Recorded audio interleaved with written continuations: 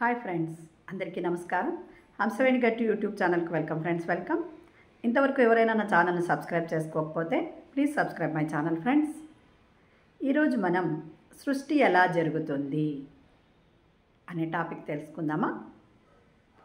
మరి సృష్టి ఎలా జరుగుతుంది అంటే మన కోరికల ద్వారానే సృష్టి జరుగుతుంది. కోరిక అంటే చూడండి, ఇప్పుడు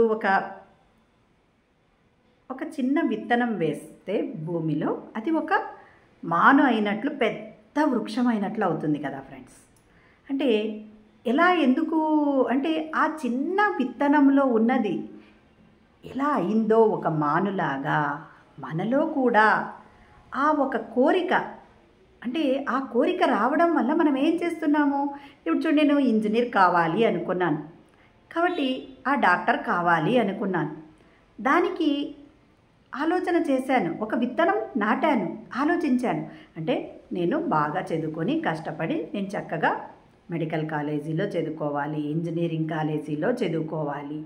అంటే అలా నేను ఒక ఆలోచన చేయడం ద్వారా, అంటే ఈ సృష్టి ఒక ఆలోచన ద్వారా సృష్టింపబడుతుంది. అంటే నేను డాక్టర్ని అయ్యాను, నేను ఇంజనీర్ని అయ్యాను అంటే ఏదైనా మనము ఒక ఆలోచన ద్వారా సృష్టి జరుగుతుంది. మన బలమైన సంకల్పం ఉండాలి ఫ్రెండ్స్. అంతేగాని చెడు సంకల్పాలు, ఇప్పుడు చూడండి, దుర్యోధనుడు ఎంత బలమైన సంకల్పం పెట్టాడు. అంటే మహాభారత యుద్ధం జరగాలి అంటే రాయబారం జరుగుతుంది, కృష్ణుడు వచ్చి వాళ్ళకి 5 ఊర్లన్నా ఇవ్వమని అడుగుతాడు. ఒక సూది మొన అంత కూడా ప్లేస్ ఇవ్వను అంటాడు దుర్యోధనుడు. ఎంత బలమైన సంకల్పం పెట్టాడు. నేను యుద్ధంలో వాళ్ళ 5 మందిని చంపేయాలి అని అనుకున్నాడు. కానీ అంత బలంగా పెట్టాడు కాబట్టే ఆ చక్కగా జరిగింది ఏమి, మహాభారత యుద్ధం. కానీ ఎప్పుడు దుర్మార్గులు దుష్టులు ఉంటారు కదా ఫ్రెండ్స్. అని అనుకున్నాడు బలంగా, కానీ ఆ యుద్ధంలో చనిపోయాడు. ఎందుకు? చెడువాళ్ళది ఎప్పుడూ గెలుపు అనేది తాత్కాలికమే. ఏమయ్యాడు? ఆ యుద్ధంలోనే చనిపోయాడు. అంటే మనము ఏదైనా పెట్టేటప్పుడు చక్కగా ఎలా పెట్టాలి, ఈ విశ్వంలో ప్రతి ఒక్కరూ ఆరోగ్యంగా ఉండాలి, ఆనందంగా జీవించాలి అని మరి సంకల్పం పెడదాము.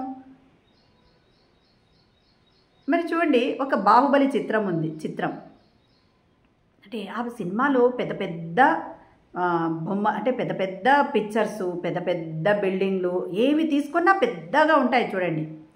అంటే అతని ఆలోచన ఏమి అంటే ఆ సినిమాలో ప్రతిదీ అలా ఉండాలి అని అతను ఆలోచించాడు. కాబట్టి ఆ సినిమా, బాహుబలి సినిమా ఆ విధంగా ఉంది. ఒక పెయింటర్ చక్కగా ఇప్పుడు చూడండి, ఒక వినాయకుని బొమ్మ వెయ్యాలి అని అనుకున్నాడు. మరి కళ్ళు, ముక్కు, నవ్వులు, చెవులు, నోరు ఈ విధంగా ఉండాలి అని ముందుగా అతనికి ఆలోచన మనసులో ఉంది.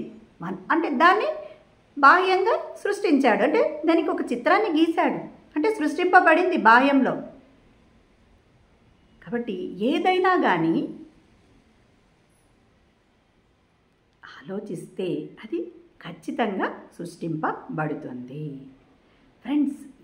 అలా మనము మన ఆలోచనల ద్వారా సృష్టి జరుగుతుంది అని మరి మన పత్రి సార్ అనుకున్నాడు. ఏమనుకున్నాడు? చక్కగా ఛానల్స్ ఉన్నాయి, నాకు కూడా మన పిరమిడ్ మెడిటేషన్ ఛానల్ అనేది ఉండాలి అని అనుకున్నాడు. దానికి తగినట్లు ఏం చేశారు? పిఎస్ఎస్ఎంని ఫస్ట్ ఒక కంపెనీని స్థాపించారు. నెక్స్ట్ ఛానల్గా అంటే అలా కంపెనీ ఛానల్ పెట్టాలి అంటే ఫస్ట్ పిరమిడ్ మెడిటేషన్ పిఎస్ఎస్ఎం ఒక కంపెనీ పెట్టాలి అంటే దానికి రూల్స్ ఉంటాయి కదా. ఆ విధంగా అని అనుకున్నాడు మన పత్రి సార్. అంతే. తర్వాత ఏమనుకున్నాడు? ఒక ఛానల్ కావాలి అనుకున్నాడు. మరి పిరమిడ్ మెడిటేషన్ ఛానల్ ద్వారా ప్రతి ఒక్కరికి ధ్యానాన్ని అందివ్వాలి అని అనుకున్నారు. అది సృష్టింపబడింది. ఒక ఆలోచన సృష్టింపబడుతుంది. ఒక కోరిక, మన మనసులో ఏదైనా ఒక కోరిక ఉంటే దాన్ని ఆలోచిస్తాం, అది ఏం జరుగుతుంది? సృష్టింపబడుతుంది. మరి పిరమిడ్ మాస్టర్ కావాలి అని మనం అందరం అనుకున్నాం. అంటే ఇక్కడ చూడండి, నేను కూడా మా ఊర్లో చక్కగా క్లాసులు చెప్పేకి వచ్చేవాళ్ళు. వాళ్ళందరినీ చూసి అబ్బా వీళ్ళు ఎంత గొప్పవాళ్ళు, వీళ్ళు ఎంత నాలెడ్జ్ ఉంది, వీళ్ళు క్లాసులు చెప్పగలరు, నేను ఇలా చెప్తే బాగుంటుంది అని అనుకున్నాను. అంటే మనం అందరము ఇలా అనుకున్న వాళ్ళమే. కాబట్టి మనం ఏం చేశాము, దానికి తగినట్లు సాధన చేస్తూ, మరి చక్కగా సజ్జన సాంగత్యం చేస్తూ, మరి పుస్తకాలు స్వాధ్యాయం చేస్తూ ఉన్నాం. కాబట్టి పిరమిడ్ మాస్టర్ కావాలి అని అనుకున్నది ఇప్పుడు మనం పిరమిడ్ మాస్టర్లుగా ఉంటూ ఉన్నాం. ధ్యానాన్ని అందరికీ అందివ్వాలి, జ్ఞానాన్ని తెలుసుకోవాలి, జ్ఞానాన్ని నలుగురికి పంచాలి మనము అనుకుంటూ ఉన్నాము. అది సంకల్పింపబడుతుంది. అంటే ఉదాహరణ చూడండి ఫ్రెండ్స్, మనం ఒక ఇల్లు కట్టుకోవాలి అని నాకు ఒక ఆలోచన వచ్చిందనుకోండి. అంటే ఏదైనా సృష్టింపబడాలి అంటే ఆత్మశక్తి చాలా గొప్పది ఫ్రెండ్స్. మనలో ఉన్న ఆత్మశక్తి ద్వారా దేన్నైనా సృష్టించవచ్చు.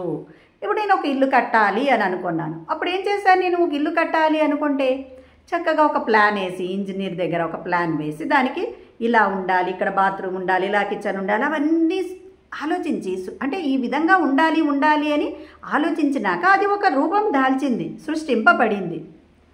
అంటే ఆ విధంగా మనము ఏది కావాలి అనుకున్నా అలా మన ఆలోచనల ద్వారా లేదా విజువలైజేషన్ చక్కగా.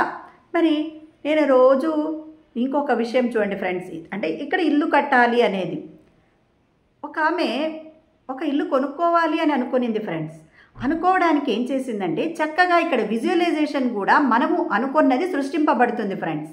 ఎలా విజువలైజేషన్ అంటే మనము చక్కగా ధ్యానంలో కూర్చొని మనకు కావలసిన దాన్ని మనము అయిపోయినట్లు ఊహించుకోవడం ఫ్రెండ్స్. అంటే ఇక్కడ అలా నేను చేసిన వెంటనే అవుతుందా అంటే కాదు ఫ్రెండ్స్. అది కావాలి అంటే ఏం చేయాలి, చక్కగా ధ్యాన సాధన చేయాలి. రోజుకు 5 గంటల ధ్యానం చేయాలి. సాధన కంపల్సరీ. మనం ఏదైనా ఒక థాట్ ఇస్తే అది నెగిటివ్ థాట్, ఇది జరుగుతుందా జరగదా అని అనేది ఉండకూడదు. అలా ఉంటే చక్కగా మనం ధ్యాన సాధన చేస్తూ అలా విజువలైజేషన్. ఒక ఆమె ఇలాగే చేసింది. నేను ఒక ఇల్లు కట్టుకోవాలి అని అనుకునింది. అలా అది కట్టుకోవాలి అని అనుకుంటే ఆమెకు ఆ ఇల్లు కొనే స్తోమత లేదు.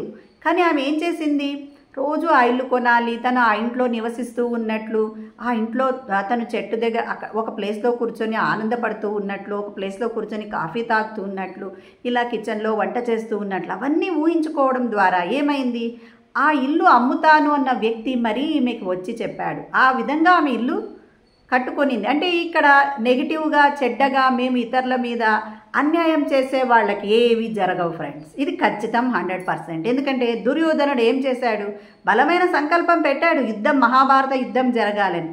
కానీ దాంట్లో వాళ్ళు 5 మంది చనిపోవాలనుకున్నాడు. కానీ ఏం జరిగింది, వీళ్ళే కౌరవులే 100 మంది చనిపోయారు. అలా చెడు పర్సన్ ఏది అనుకున్నా అది 100% షూర్గా జరగదు ఫ్రెండ్స్. ఒకవేళ జరిగినా ఏమవుతుంది, ఆ పని జరగదు. తర్వాత వాళ్ళు అనుభవించాల్సిందంతా అనుభవించే తీరుతారు ఫ్రెండ్స్. ఓకే ఫ్రెండ్స్, సృష్టి ఎలా జరుగుతుంది అంటే మన ఆలోచనల ద్వారా జరుగుతుంది. ఏదైనా సృష్టింప చేసుకోవచ్చు. మరి అలాగే ధ్యానం ఎలా చేయాలి ఫ్రెండ్స్, మరి సుఖాసనంలో కూర్చోవాలి. మరి కింద కూర్చున్న వాళ్ళైతే, పైన కూర్చున్న వాళ్ళైతే కాళ్ళు 2 క్రాస్ చేసుకోవాలి. మన వేళ్ళలో వేళ్ళు పెట్టుకోవాలి. మన సహజమైన శ్వాసను గమనించడమే ధ్యానం ఫ్రెండ్స్. Thank you.